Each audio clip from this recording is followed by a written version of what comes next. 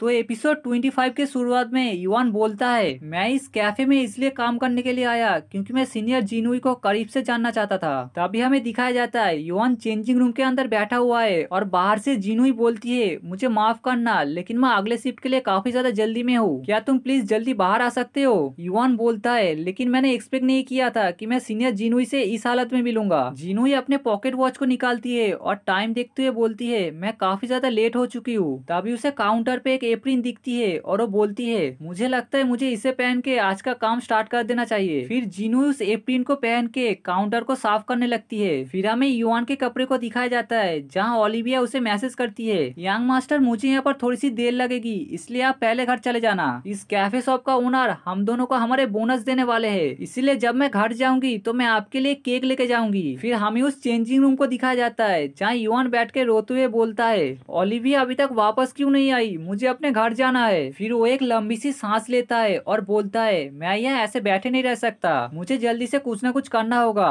फिर वो उस कमरे से थोड़ा सा झांकते हुए बोलता है, मुझे यहाँ से तेजी से भागना होगा, इतना तेजी से कि जिनुई मुझे देख भी ना पाए। फिर वो अपने मन में सोचता है, अगर मैं यहाँ से सीधा भाग के जाऊंगा तो जिनुई को मैं ऐसे दिख जाऊंगा। फिर वो बोलता है, नहीं नहीं मुझे कुछ ऐसा करना चाहिए। फिर वो दोबारा अपने मन में सोचता है कि वो डेस्क के नीचे से छुपते हुए चला जाएगा। तभी उसे ख्याल आता है, अगर किसी कस्टमर ने मुझे ऐसे देख लिया और उसने जिनुई को बता दिया तो जिनुई मुझे गंदा लड़का समझ लेगी। फिर वो चिल्लाते हुए बोलता है, ये भी काम नहीं करेगा। तभी उसे अपने पीछे एक एप्रिन देखने को मिलता है। फिर वो अपने पैंट की तरफ देखते हुए बोलता है, अगर तुम्हें अपने शरीर के किसी हिस्से को छुपाना होगा तो तुम किस हिस्से को छुपाओगे। फिर वो उस एप्रिन को वहाँ से उठा लेता है और बोलता है, मुझे पता है इसका आंसर क्या है, मैं अपने चेहरे को छुपाऊंगा। ये बोल के उस एप्रिन को अपने चेहरे में पहन लेता है। युआन उस चेंजिंग रूम के पर्दे को हटाते हुए बोलता है, ये काफी ज्यादा रिस्की होगा, अगर मैं यहाँ से निकल के अपने कपड़े को ढूंढने लगूंगा मेरे लिए यही अच्छा होगा कि मैं यहाँ से सीधा भाग के अपने घर चला जाऊँ। अब सब कुछ मेरे किस्मत के ऊपर निर्भर करता है। तभी उसे जिनुई की आवाज आती है। जिनुई एक कस्टमर से बोलता है, सर प्लीज ऐसा मत कीजिए। वो कस्टमर बोलता है, मैं तुम्हें 5,000 रुपए दूंगा मेरे साथ एक रात गुजरने के लिए, अगर ये कम है तो मैं तुम्हें 8,000 रुपए दूंगा एक रात के लिए, बोलो ये ऑफर इतना भी बुरा नहीं है। जिनुई डरते हुए उस कस्टमर से बोलती है, सर मैं बस एक हाई स्कूल स्टूडेंट हूँ, मेरे साथ ऐसा मत कीजिए। युआन अंदर खड़े होकर बोलता है, वो आदमी मेरे जिनुई को परेशान कर रहा है लेकिन मैं अभी। तभी जिनुई अपना फोन निकल लेती है और बोलती है, अगर तुम्हें ये लगता है कि तुम अमीर हो तो तुम कुछ भी कर सकते हो तो फिर मैं अभी पुलिस को कॉल करती हूँ। वो कस्टमर उठ के जिनुई के हाथ को पकड़ लेता है और बोलता है, अपना मुंह बंद करो और जैसा मैंने बोला है वैसा करो। जिनुई डरते हुए उससे अपना हाथ छोड़ने लगती है। तभी युआन गुस्से में उस रूम से बाहर निकलते हुए बोलता है, आखिर उसे छूने की तुम्हारी हिम्मत कैसे हुई। तभी टाइम फिर से रुक जाता है और उसके सामने फिर से कुछ ऑप्शन निकल के आता है। युआन बोलता है, क्या ये एक इवेंट था। फिर युआन को कुछ याद आता है और वो बोलता है, मुझे याद आया, ओरिजिनली नानिया को यहाँ पर काम करना चाहिए था, मुझे लगता है ये इवेंट यहाँ पर इसलिए ट्रिगर हुआ है क्योंकि यहाँ पर मेरी जगह नानिया को होना चाहिए था। फिर युआन सोचते हुए बोलता है, लेकिन अब जब मैं यहाँ पर हूँ तो मुझे क्या चूज करना चाहिए। तभी हमें उस ऑप्शन को दिखाया जाता है जहाँ लिखा हुआ था, जब तुम कपड़े बदल रहे थे तब तुमने देखा कि कोई तुम्हारे सीनियर को परेशान कर रहा है तो तुम क्या करोगे। ऑप्शन ए, तुम बिना कुछ शोर करके उस चेंजिंग रूम में छुपे रहोगे। युआन गुस्सा होते हुए बोलता है, आखिर कौन सा इंसान इस ऑप्शन को चूज करेगा।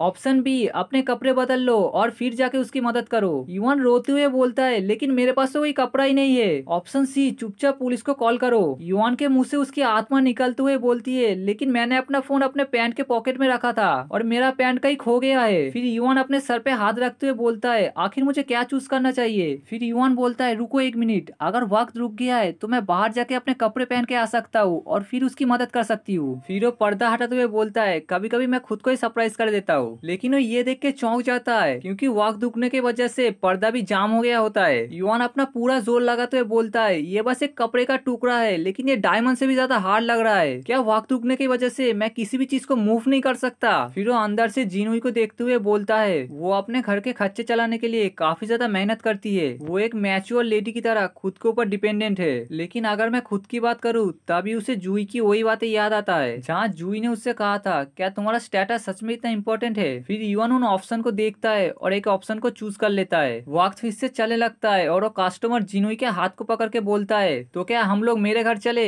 जिनुई डरते हुए बोलती है, प्लीज मेरा हाथ छोड़िए नहीं तो मैं पुलिस को कॉल करूंगी। तभी युआन वहाँ आते हुए बोलता है, रुको तुम ठरकी इंसान। वो दोनों युआन की तरफ मुड़ के देखते हैं और चौंक जाते हैं क्योंकि युआन ने मेड वाले कपड़े पहने हुए होते हैं। हमें दिखाया जाता है युआन ने ऑप्शन बी को चूज किया था, अपने कपड़े बदलो और जिनुई की मदद करने जाओ। जीनूई उसे देख के चौंकते हुए बोलती है, युआन क्या ये तुम हो? युआन उसके करीब आके बोलता है, तुम इसे मुझ पे छोड़ दो। जीनूई अपने मन में सोचती है, आखिर युआन यहाँ पर क्या कर रहा है और उसने ऐसे कपड़े क्यों पहने हैं। युआन उस कस्टमर की तरफ आगे बढ़ता है और बोलता है, मुझे लगता है आज तुमने गलत इंसान से पंगा ले लिया है। उस कस्टमर को ये सुनकर काफी ज्यादा गुस्सा आ जाता है। जीनूई भी उसकी तरफ देखती है और युआन के पास आके बोलती है, युआन रुक जाओ, मुझे लगता है ये इंसान काफी ज्यादा खतरनाक है। हमें उस कस्टमर को दिखाया जाता है जो गुस्से के मारे कांप रहा होता है और फिर ये युआन को बोलता है, तुम काफी ज्यादा बहादुर हो। और इसी के साथ ही हमारा एपिसोड 24 यहीं पर ही खत्म हो जाता है।